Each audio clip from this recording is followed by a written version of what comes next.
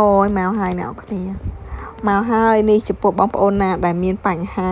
លំអស់កញ្ចក់កប់ជាក្រាញ់អីអ្នកគ្នាចង់រកកន្លែងដូចឆ្កឹះស្រួលកញ្ចក់អត់ឈឺអត់ផ្សាអត់កាហាយអត់ដាច់ឈាមអីហ្នឹងអ្នកគ្នាអាចមករកខ្ញុំបានចាអ្នកគ្នាអាចមើលវីដេអូនឹងបាននិយាយពីថាកញ្ចក់របស់គាត់នេះគឺមិនសូវជាកប់ខ្លាំងហ្មងទេប៉ុន្តែអាខាងលំអស់ហ្នឹងគឺសាហាវហ្មងពេលបានកាត់បានឆ្កឹះហើយនិយាយពីថាធូរមែនតើអ្នកគ្នាដេកអត់លក់បាត់អត់លហើយទេនៅពេលដែលឈឺកញ្ចក់នេះបើខ្ញុំវិញគឺ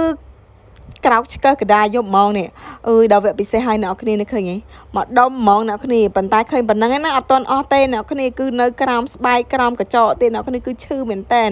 ហើយប៉ុន្តែខ្ញុំឆ្កឹះអត់ឲ្យមានឈាមទេណាមកឆ្ងាញ់ជូនតែម្ដង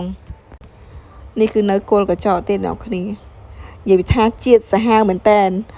និយាយថាឡើងឆ្ងាញ់ឡើងខ្ទិះអ្នកបានហើយអ្នកគ្នាអានតិចហ្នឹងណាប៉ុន្តែធ្វើឲ្យជើងយើងឈឺហើយដេកមិនលក់បោះមិនលហើយទេ